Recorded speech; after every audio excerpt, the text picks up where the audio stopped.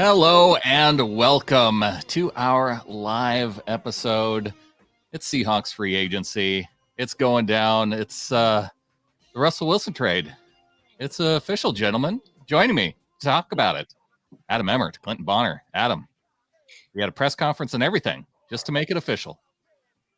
Press conference and everything. I was looking forward to this one. It did not disappoint. I am absolutely just on edge to hear how you guys took it in, what you thought about it, and all of that. I found it to be fascinating. I enjoyed it very much. And hello all. And it was like a little bit like watching the Riddler. There was just like there were words, and then you had to kind of decipher like, okay, but what was the meaning of that? And there was a lot of that. And there was that also in the announcements of the little things that Jody put out and that Pete and John put out just a few hours before that too. So it seemed to me like you needed an Ovaltine decoder ring to get to some of the truth here. So that's how I took it. Is like, I don't know what some of these things actually mean, but intriguing. It was intriguing. Yeah, and Clinton, you are not going through your microphone, so if you wanted to jump out, jump back in, I'm sure that'll try to do better. Yeah, okay. Well, I'll be back. Okay. All right. Well, while Clinton does better, I'm very interested room to hear. echo. It's always fun. Okay, guys. Yeah, see you. Go on. Be back soon, buddy. Yeah. But while we're waiting for Clinton to do better, I'm very curious to hear a little bit of your initial thoughts about Drew Lock's hose, John Schneider's demeanor, anywhere you want to go. I'm very curious. Yeah, I don't know if you can tell, but I am very excited about Drew Lock's hose. I mean, if there's one thing that I can't be any more excited about, I think that would have to be it, because man, oh man, yeah, that we heard a lot of talk about quarterbacks and a lot of hype about how great Drew Lock was with his third down conversion percentage, and how 2 years ago, oh man, that was great. And I can't get too excited about it because it's Drew Lock. They also talked up Geno Smith a lot, who's not even officially on the team right now, but yeah, Drew Lock, Geno Smith. As much as they talk them up, I can't help but think that they actually have somebody that they like in as a quarterback in this year's draft class. Hey, so am I back? Am I better? You're back and better, baby. Okay, I'm back and better. Okay, so sounds like we were jumping into the actual dialogue, right? So was that? Am I picking up? But I think I am. That's like I was talking a little bit about Drew Lock's hose. Yeah, why not? Right? It's on the screen, right? It's a center square there for you. It was interesting that Eason, Locke, and Geno, and let the Hunger Games begin and forever maybe be in our favor, right? But I also thought there was, I don't know, I didn't take that as that will be the three that hit training camp, at all. Not for one moment. I'm not sure if you guys felt the same. Yeah, using my Ovaltine decoder ring. Yeah, it's either they have a guy they like in the draft, or there is somebody in free agency. Maybe that guy is Baker Mayfield, who was talked about quite a bit today. And yeah, he could be available. There we go. Yeah, he could be available. We chatted all about that a bit via text today, and I think we all have slightly different opinions regarding Baker. But getting back to the presser, just my initial impressions of John and Pete in just the way they handled the presser. You hit it on the head when you texted me, Brandon. Pete was fired up. He seems totally reinvigorated. I feel like he feels like the weight of the world is kind of off of his shoulders, that now he can run the show just how he wants to and get back to basics and get back to his philosophy. He opened with a long talk about his philosophy, and quoting I think the he might great actually late still great be John going Wooden. when he is discussing his talk with John Wooden. That may still be, if you tune back over to the press conference, Pete might still be talking about He's that. just there, it's him and a microphone, and Corbin Smith is like, Pete, and he's like, no, that's a bad question. Yeah, the way they answered questions or received the questions was interesting too. When it was something they wanted to talk about, boy, great question, that was amazing. And then other questions like, I'm not talking about that. Get out of here. Do better. Like there was a lot of that. So Pete felt fired up. John felt salty. I think he's sick and tired of everybody talking about how he is not the draft guru that everybody says that he's lost his touch. Like he's tired of it. He's like, oh yeah, hold my beer, watch this. And I think that had a lot to do with it. I think with the statements they released right before the presser, that was going to set the tone.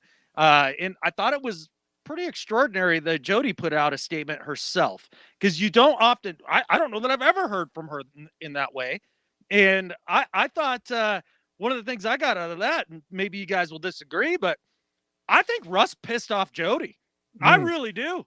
I mean, when she takes that shot in the middle of it of, I'm just really looking forward to everybody being here and being all in. Like that, I think that was her like taking a shot at Russ and being like, look, good riddance. I'm tired of your act. It seemed like she was ready to move on. And they all definitely, in each one of their statements, made sure to take a shot and to point the finger and say, we would have had you, bud, but you definitely wanted out of here. And I think you are reading into the Jody Allen one a little bit, but maybe that was there intentionally. And for anyone who hasn't seen it, her statement was, while Russell made it clear he wanted this change, he made Seattle proud, and we are grateful for his decade of leadership on and off the field. We look forward to welcoming our new players and to everyone being fully engaged while working our hardest to win every single day. I trust our leadership to take us into the future, and know we all wish Russell the very best. And yeah, I put the emphasis on the places where I think you read into the emphasis. I mean, I think you put the emphasis on the exact right, syllables there, because like, number one, I have no idea what Jody Allen sounds like as a human. So I have to like concoct a voice in my head, be like, what is she actually? I don't know. I'm not sure what she sounds like, but these are very, very wealthy, successful people. They don't unintentionally use words is my point. And that's a crafted statement that probably took several days to create. That's not back of a napkin sketch. So I think every word is meticulously chosen there. And we were talking earlier, John Schneider in his statement, he throws the barb out there of like, ever since we took Russ in the third round. And that stood out to me as like a little bit like, yes, that's factual. I understand that. And maybe you're digging into it, but you don't have to mention that. Everybody knows he was 75th overall, but it's what you said, Adam, earlier. He was pissed. He was salty. He was real salty. And he has a new chip on his shoulder that people are like, you don't know how to draft. You don't know how to build a team. And he's like, mother effers, I've already built a team, and I'm going to start reminding you that I've done this already.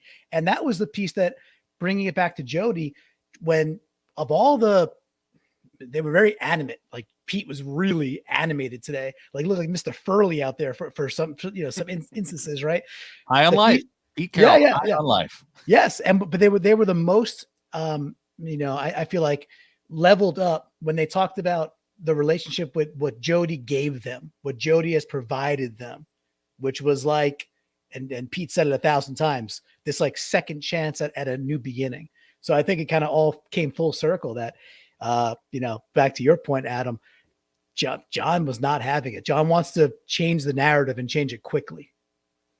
Well, and it was interesting too, because to point back to a little bit of what you said there with them talking about what Jody has given them, and that they kind of paraphrase what she said, saying, now you're back in your wheelhouse. Now you're back in your wheelhouse. Let's get it back going. And I think that kind of goes to what Amy's asking here. She wants to know what it meant when they said transitioning key players and key spots. I think that meant, look, let's get out from underneath aging old contracts. Let's get out from underneath hoopla. I'm not saying Bobby was hoopla. He's anti-hoopla. But they were certainly sick of the Russ hoopla. And but Bobby would be an example of a key player in a key spot in the Pete Carroll defense. Yeah, you could say that. Right. And I think they're really excited about getting younger. I mean, you heard John talk at length about that, getting younger and always having in Green Bay when they had, the youngest roster in the league for years and years, right? Or when they first started out in Seattle and being the youngest team ever to win the Super Bowl and those sort of things. And that really does line up with Pete's strengths, right? I mean, he's definitely better with younger guys and maybe not so much, established veterans. And it was interesting. It was interesting. I mean, we got to hear about, Pete Carroll in college, he rotated through quarterbacks every 3 years. And, while sometimes it's 4 years, but gosh, they were so good that, he was moving on from so quickly. So, we can just change out quarterbacks like it's nothing. But and that dug at me a little bit because, we're in the NFL now. Well, I think the other thing that parlays into that is John said something about, one of the things I haven't done a good job of, or we just haven't done, and I don't know the reason why. Right. I'm sure you don't know the reason why. We haven't gotten, any other quarterbacks in to use as trade bait and do all that stuff.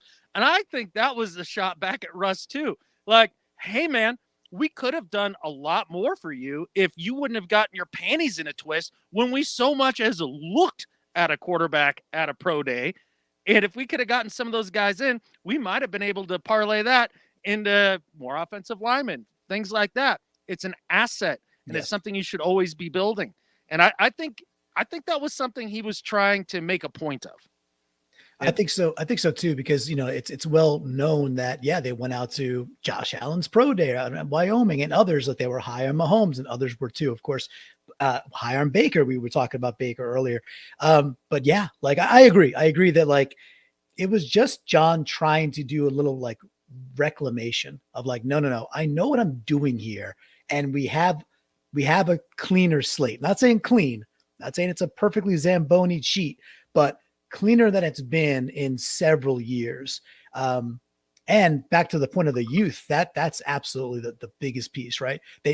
They want not getting young for the sake of getting young. It's getting young to rebuild a program one more time before Pete, sails off. So now it's going to be, can they do it? Can they actually make it work? And, it's not even 10 years ago. It's 10 years on. Patience has worn thinner. You don't even get 2, 3, 4 years. It's like you can basically get a year and a half. Let me ask you this: if the Jets stink again this year, stink, I don't think they will, but if they really stink this year, how much more time is Saleh going to get? 1 more year now? I just feel like the window's condensed so much from even 10, 15 years ago with the rebuild. I think that's true for a lot of organizations. You look around the NFL and you see the leash being a lot shorter. I think one of the things I took out of this press conference is that Jody's going to give them some leash here. I don't think this is hey, you don't have this figured out in a year and a half. I'm done with this nonsense.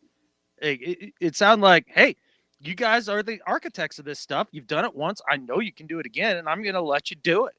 And I don't know that they're under that kind of pressure. Now, to the converse of that, Pete being pounding the table.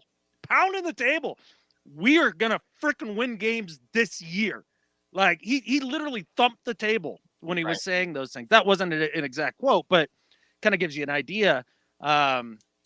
It was a fired up Pete, and I think he feels reinvigorated. And they definitely like a couple of the quarterbacks in this class because of John's statement regarding the draft. They're like, it's not a strong class for quarterbacks.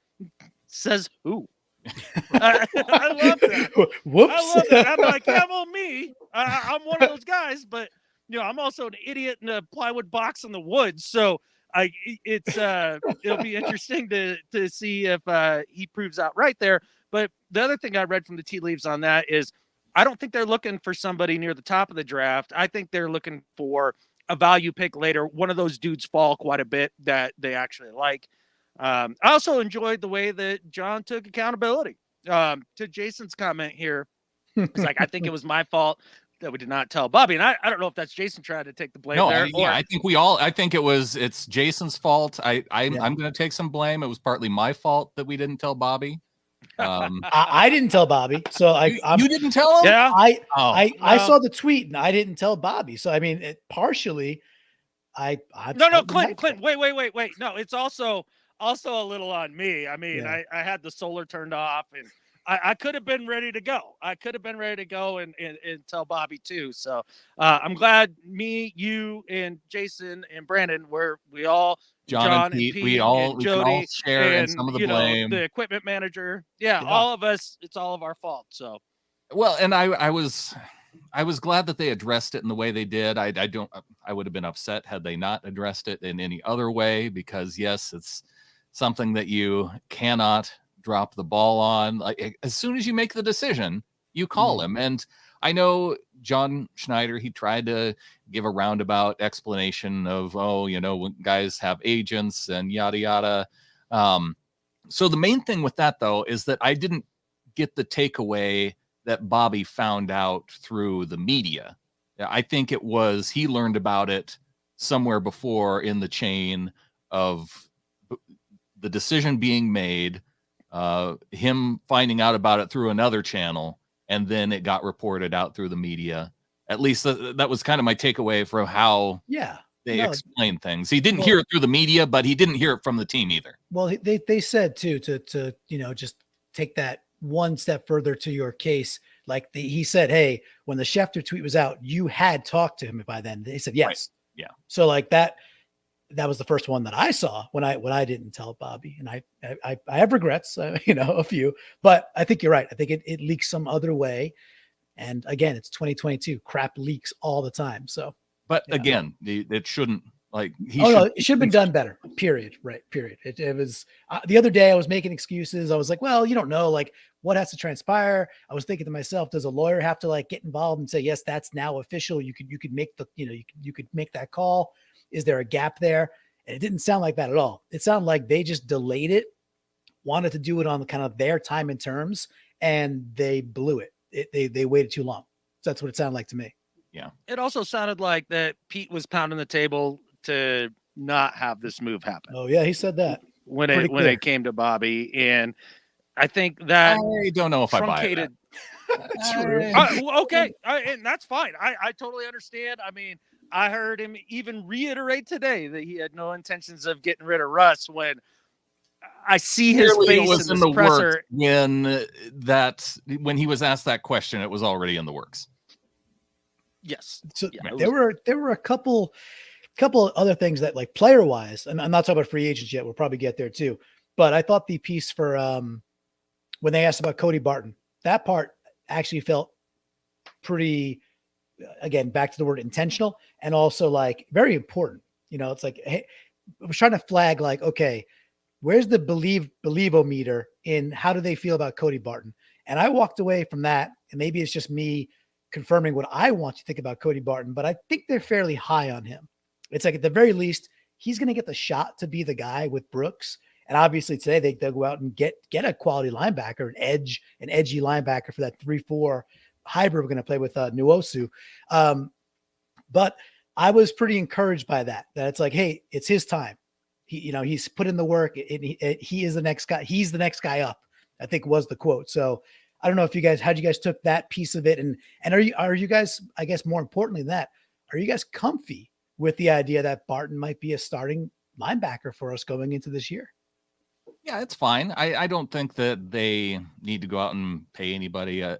Middle linebacker is generally not one of those spots where you see a lot of teams putting a lot of money into. And I mean, gosh, what the Rams have been playing, having nobodies at linebacker for the last few years. So, and young guys down in Arizona. Obviously, Fred Warner is the one star that the 49ers just paid, but it's not one of those positions that, I mean, unless you get a future Hall of Fame dude, that's not a position where I would look to pay in free agency ever.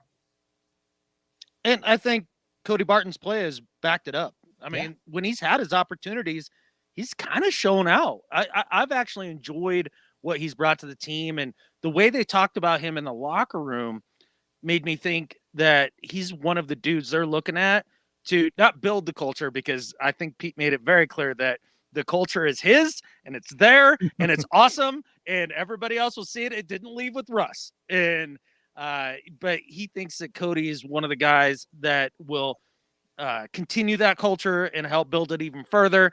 I think their commitment to Will Disley, I think that's another marker of a guy they look at that maybe necessarily isn't worth that kind of money per se, but they look at him as one of the tough locker room dudes. And why wouldn't they? He's from Montana, so he's got to be awesome.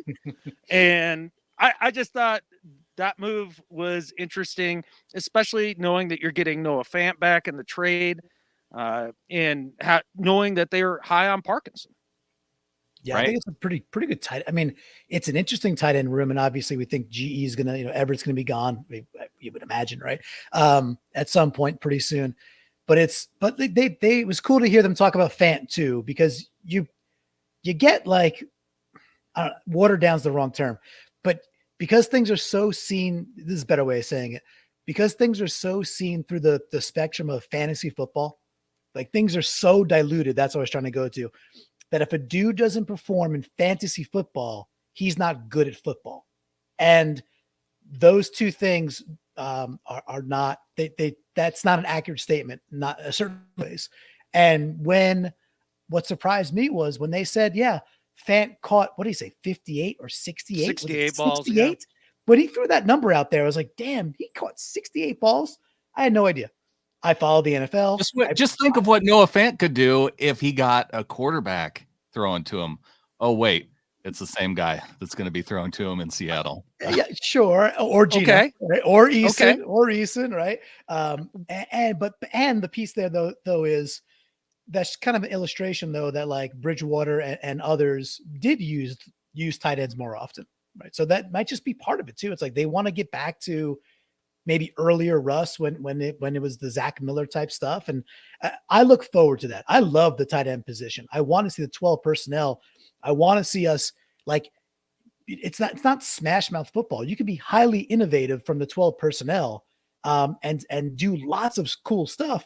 And that was kind of the promise, but we just did not get there last year whatsoever. So anyway, that stood out to me because I just didn't know that stat. Like, dude, 68 receptions is a legitimate tight end season. He's had a lot of big catch seasons. Yeah. So to Ryan's 9/11 comment here, this is Pete and John's second chance too. Pete talked a lot about second chances for specifically Drew Lock and Noah Fant. Drew Lock could be wearing the number 2, maybe specifically for his second chance. Oh my! There you go. Oh but my, I went back a couple days ago and I watched the last 3 or 4 starts that Drew Lock made. And, there's some things there that just on tape don't look great. But also, too, one of the things that really stood out to me was him and Fant. They both had to survive Pat Shurmur's craptastic system.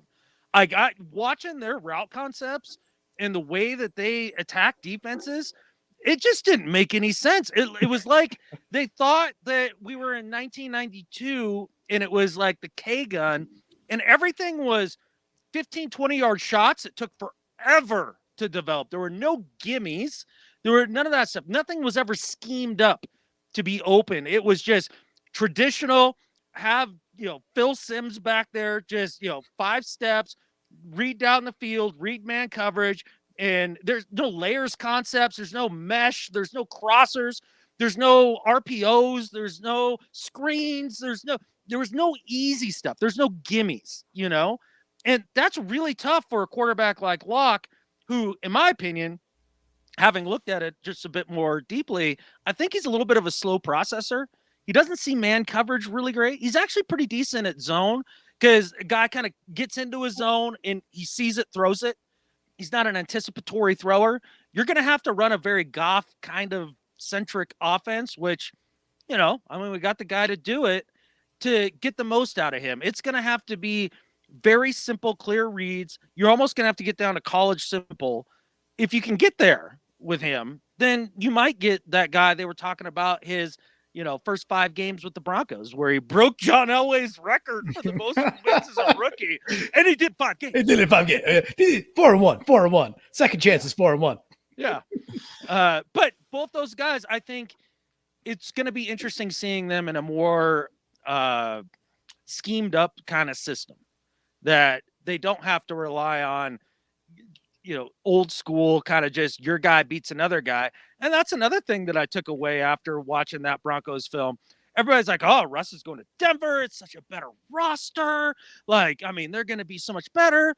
And after watching a lot of Broncos film, I'm looking at that and I go, how much better is their roster? Yeah. Like, I didn't see that massive difference that everybody talks about, that our roster's trash and Denver's is great. The more I look at Russ going to Denver, the more I see the potential for real struggles. Well, he's going to have a little bit of a problem with some of the pass rushers that are coming into the division. I saw still can't outrun Chandler Jones. Can't outrun Chandler Jones. Chandler following. Yeah. Hey, look, Chandler wants to set the all-time record of one player sacking one quarterback, and so he had to follow Russ to the AFC West, and so he can continue to get his 6 or 7 sacks a year against one player and continue to pad that stat. I mean, the AFC West is loading up. And sure, are they still going to win their fair share of games, the Broncos? But is it fair to say that, within the last couple of days, that might have taken a win or two away from the Broncos? Very possible. Very, very possible. He's going to be chased more. That's for darn sure. So just huge names going there. Yeah. So, and yeah, you know what? Somebody else take it away. I got a question, but I lost my train there. Okay. I texted Bronco Jared. I was like, oh man, I guess you're losing twice a year to the Raiders now. Nice. And he's like, what do you mean? I was like, Chandler Jones is Russ's kryptonite, man. Like, I wonder if Chandler Jones gave Russ half that contract because he owes it to him. He really does. It was, I don't think, lost on the Raiders why they would want to get rid of Ngakoue and bring in Chandler Jones, considering the moves in their division. And the other thing I was thinking about with Russ in that division, if you're ranking the quarterbacks in that division, where does he land? I'm saying third. I think I'll give him the credit to be like, he's tied with, Herbert at this point in his career. He's right there. Put him ahead of Herbert. He's number Herbert's 2. A good quarterback. Yeah, stop messing around. He's number 2. Herbert's a good sure. I get that. Herbert's a freaking baller. And then you factor in the last 2.5 years of Russ. Has it been the consistency that he had shown for the majority of his career?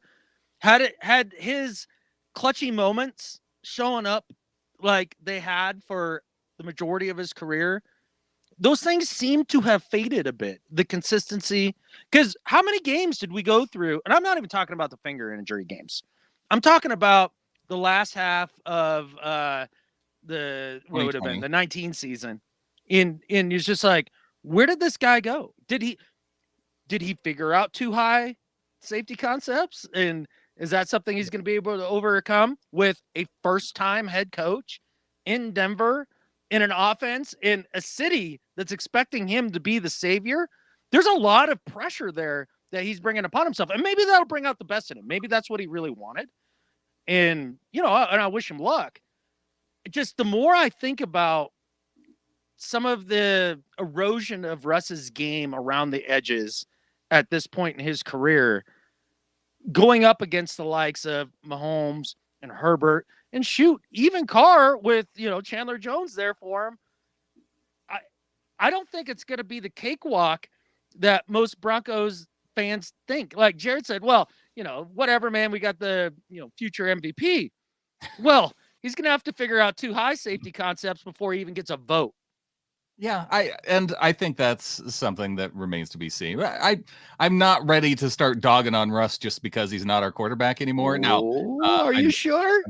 Are you sure? It feels good. Not ready. I don't want to do it right now. Look at Pete and John in that presser and tell me it doesn't feel liberating. I will go back and I'm gonna check out Russ's press conference with the Broncos today, and so then I'm gonna wait until then. Clinton, I'm pretty sure you can do this. I was going to do it, but I think you can do it. Give me Russ's press conference. I'm pretty sure you can rattle it off from the top of your head. Oh yeah, just I'm blessed to be here.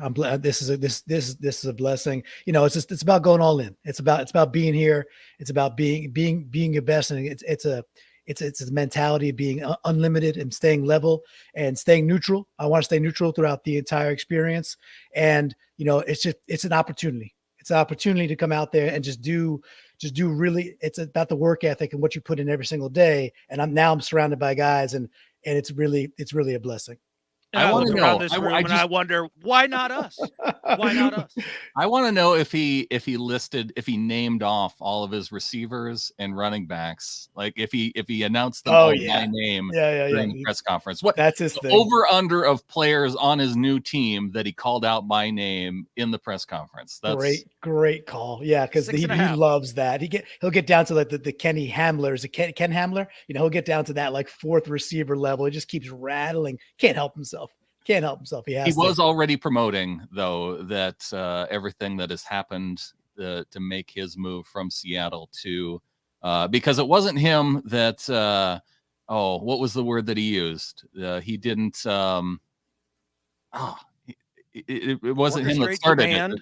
No, it wasn't him that initiated. He didn't initiate the trade. That was what the word that he used, but he was already promoting that it'll all be in his book one day. Yeah, I saw that. Yeah. Okay. Which is fine. And I still love Russ, and he's freaking amazing. He's great, and he's a Hall of Famer, and I love the guy. I'll buy the book, Russ. Okay. But I'm ready. Remember when Hulk Hogan had to go bad for a little bit, and he was like, all whatever that was, NWO and stuff, right? I'm ready for that. I can turn the page pretty easily and start to see start to see those points of Russ and be like, oh man, especially for this year, because every single time they lose, we get a higher draft pick, and that's I could do that. I could do these things. Well, one thing that was also interesting with Russell Wilson leaving town is that all of a sudden we're able to bring in free agent offensive linemen for visits. We found out that tackle Trent Brown going to be visiting Seattle. How about that? Russ leaves, and now all of a sudden we actually have dudes visiting. 3 years too late. I mean, it's a little bit maddening in one respect. You're like, how come now, like, the centerpiece of it regarding players of this Russ trade is Shelby Harris? How come now that you give a little extra money to Al Woods to make sure to be able to pair him up with him? How come now you go out and you sign Austin Blythe? How come now you're bringing in Trent Brown, a legit left tackle? It's almost, I mean, not that Dwayne Brown wasn't a legit left tackle. I mean, he genuinely was. But it just seems like, now we care about the trenches. Like, come on. Right. It's a little frustrating, isn't it? I do want to give some love to Ron Pepper, who dropped the comment, and this one, we all missed this one. We should all apologize to Bobby for missing this one. He says, just go 1-0 every week. It's all about going 1-0. We're going to go 1-0 this week. So Ron, great job. Cause that one is, he said it, that was in there somewhere about game one, going 1-0. So every day, championship day. I do like the idea of Mystery Science theatering that press conference. That might be that could be a niche for us that we all have to sit down and watch together at some point and make that happen. Yeah. We'll see. Yeah. But Trent Brown visiting, that was the big news. The other free agents, you mentioned Clinton, Nwosu, Austin Blythe. Adam, you mentioned him. Cornerback Artie Burns from the Chicago Bears was the other free agent signing. And I see some people panning that signing. 2 years, $20 million for a guy who, blobbity blue. Oh, right? Nwosu. Look, no, isn't that what Burns got? No, he was 1 year, $2 million. Yeah. Burns is super cheap. Okay. Well, either way, even if they had paid him 2 years, $20 million, like the idea that you question their ability to bring in corners, that's one I just can't get on board with. I mean, we're all sad that DJ Reed left because he's a heck of a ball player. Yeah. And the thing is that they always find dudes. And so when they tell me, yeah, Artie Burns, we'll be good. Okay. Yeah. I'll And- believe and- you on that one. And that's also like, that's the Sean Desai thing. Like he knows that dude. So, he's in the room going like, he's telling them something about like, all right, this guy could play. And I texted or I tweeted at EJ Snyder, because he's a huge Bears fan, really knows his players. And I was like, dude, what can you tell us about this guy? Because I don't really know Artie Burns. And he said that, he was drafted in the first round, that stuck with him, and that you never get rid of that in a positive to the player. He said if he was a fourth rounder, he probably would have washed out a couple of years ago. However, at that kind of level, it was like, come with Desai and come teach these other dudes the defense that they're going to want to put in conceptually for the DBs. And he goes, so basically like that's fine at that level. And then you kind of mix in the idea that Pete's been able to resurrect / find people off the trash heap and make them successful. This is not once or twice. This is a consistent thing they've done now for, 6, 7, 8 years, where they have a very strong track record. Now, again, you also have the Quentin Dunbars mixed in there and the Carrie Williams is. So it might not work, but at 1 for $2 million or so, it's a free square. So see what you got. DJ Reed with what it was 3 years, 33 million, so 11 million a year. It's kind of getting to that point to where you go, yeah, it's a little bit. It's just that the team could spend that money more wisely in other places. I would rather get a dude who Clinton. It sounds like you know a little bit more about Nwosu than we do, and I would rather. I'd rather spend that. I money. honestly didn't know he was a person. Yeah, and then when Clinton had texted us in the group text, I literally, I think my first question was who? I honestly had no idea. No, and quickly on him, it's like I don't know a lot about him. However, you had heard of him, and so right. 0 to 1 is the hardest, they say, right? So, but at the end of the year, the Chargers were on all the time because they were just in the race, and it just every game, whatever the 4:00 game, that was one of the ones that was on. Or they were the Sunday night or the Monday night or the Saturday, sometimes the Tuesday. They were playing. They were trying. Yeah, they were in tight games, exactly. And that dude to me just kept showing out. I was like, who is? He was like, he's electric in the sense that like he was all over the ball, and he was kind of a havoc creator. He was just making people not do what they wanted to do. Not saying he made the play, but he's causing the quarterback to, scramble out this way, or he's running through, they slide a fullback, a running back over to try to get him. And he demolishes that guy, and somebody in the interior is coming in because it causes an imbalance. So just in general, I don't know a lot about him yet, but the new hybridish, 3-4, he's like that edgy linebacker. So when you start to pair him with Taylor and Dunlap and Nwosu, it's like, all right, it's interesting. I don't know if he's going to pan, but I'm sitting there sifting. I'm sifting for that nugget because I think they might have found something there. So I'm excited about him, man. And real quick, if folks don't know, a 2018 second rounder. This is not a dude that was from USC. So that's pretty freaking high capital, and he's in his prime too, which I think those are all good things. So on a scale of 1 to 10, Pete's excitement about Darrell Taylor this next season. I would put it pretty high. I would think Pete would be pretty high on Darrell Taylor. 43, yeah, at least, 58, right? somewhere in there. Yeah, somewhere in maybe even in the 50s. It's on a scale of 1 to 10. Yeah, I'm interested in that move. The Artie Burns move is interesting. I like the Sidney Jones bringing him back. I like the Quandre Diggs signing. You didn't like Austin Blythe. You were not huge. You were like, oh, this guy's. I'm not excited about Austin Blythe. He's fine. I hope they didn't pay a ton of money for Blythe. It's hard telling, not knowing. We'll see the numbers when they come out and all that, but you definitely need to build in those trenches for the run game. I mean, you heard Pete talk about his philosophy one more time. We're going to play great defense. We're going to run the hell out of the ball, and we're going to have a point guard for a quarterback.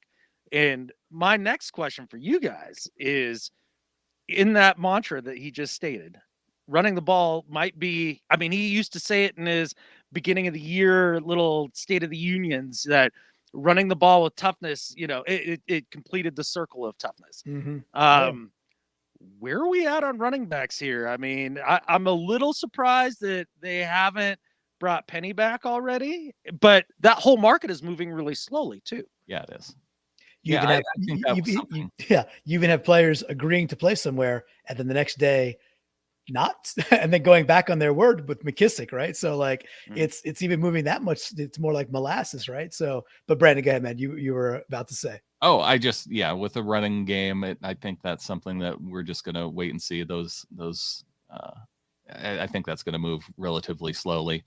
But also a position that you can use a second round pick on, or even a third or fourth. But I do think they'll find that. Do you think there's any way they don't match whatever offer Penny gets? No, I'm not saying that that's the way that I would go, but I do. I think there's a number that would get too high for them. If they get to like $5.5 million a year, and they're like, okay, he played 5 games and blew it out. I'm not saying he didn't. With, by the way, Ethan Posick at center. Just let's say that too. Like holes, he had holes. Did he go through them and then break amazing runs? He did. Credit where due. But yeah, man, I think there's just like there was for DJ Reed. I think there is a drop dead number. They're like, oh, let's try to pick a I was going to say the Jaguars, but they've already spent, $2.2 billion. They spent their money already. Yeah, exactly. I don't think there is a number. And because watching that presser, this is the John and Pete ego tour. I mean, they're coming back to, show everybody. I mean, this is as much about their ego as about anything. And I just don't see them walking away from Penny, because that's one of those that I think John wants to just shove up everybody's butts. That's a good point. Oh, yeah? You don't think I can draft first rounders? Okay, well, we drafted at the bottom of the first round forever because we always win. And this guy that everybody said was a bust, including this guy right here, he's not. And we're bringing him back, and a little FU. Yeah. We got people commenting about first round running back reaches that we're now going to make. And, but great. But to your point, Adam, like that's an interesting wrinkle, because we are talking about his pride being dinged and being like, all right, we have to go $750,000 more dollars over, whatever, not the Jaguars to match this.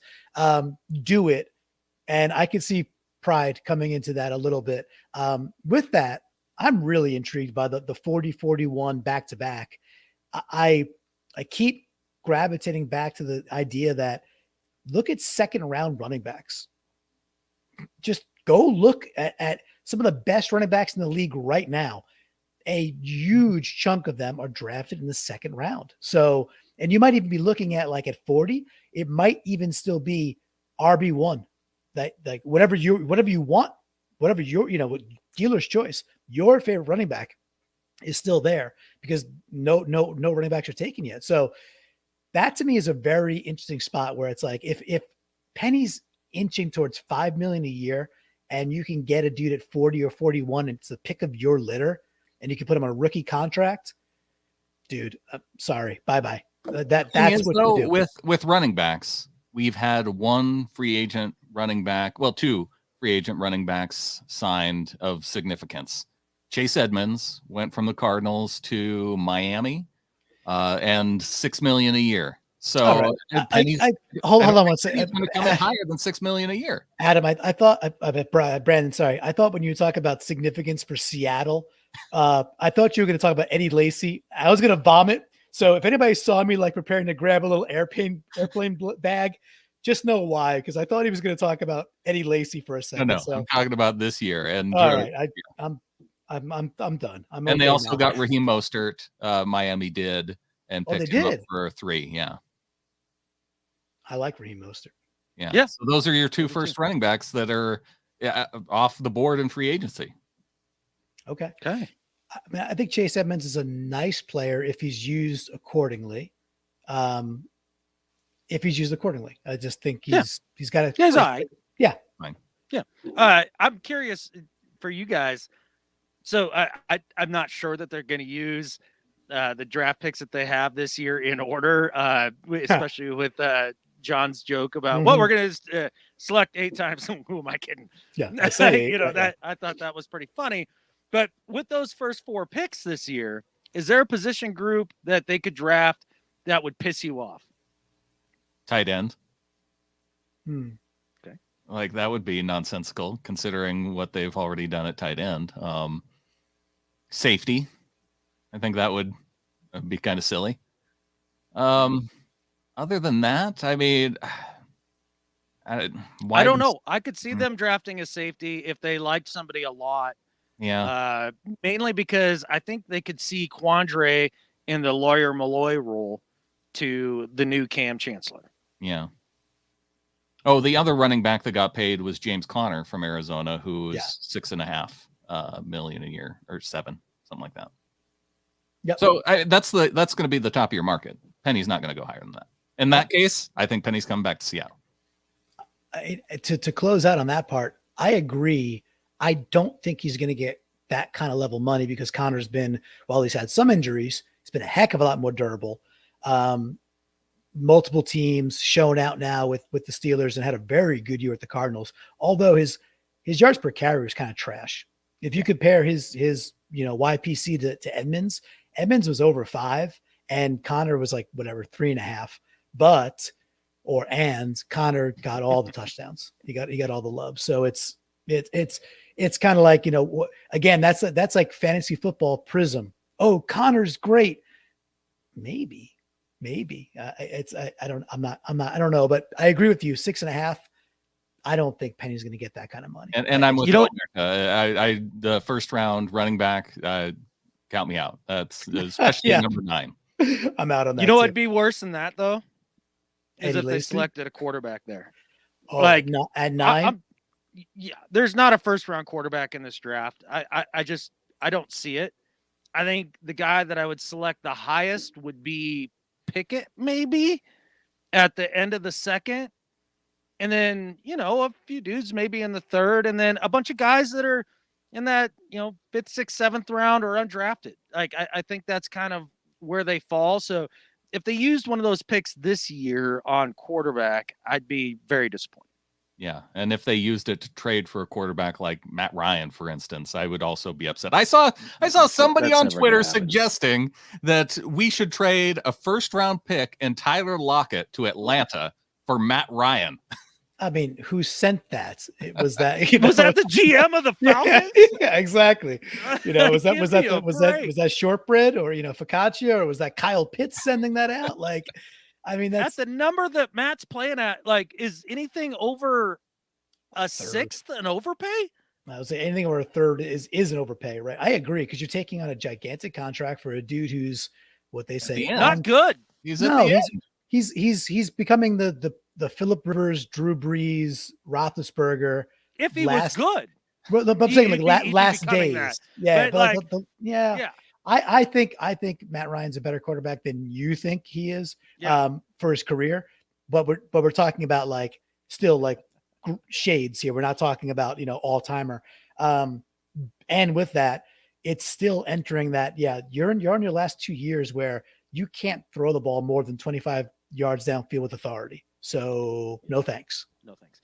To alleviate Garen's fears, so it's the sunlight actually that is going away, and the solar power is actually kicking in.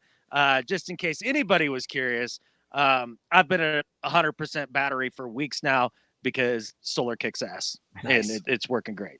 Well, let's close this out with something that Ron Pepper is posted here. He says, I just noticed we're picking 1 spot ahead of our pick that went to the Jets. So the correct answer of the player we all hope is selected by the Seahawks at number 9 is, I just hope we get the pick that was like on the top of the New York Jets list. That's the guy I want.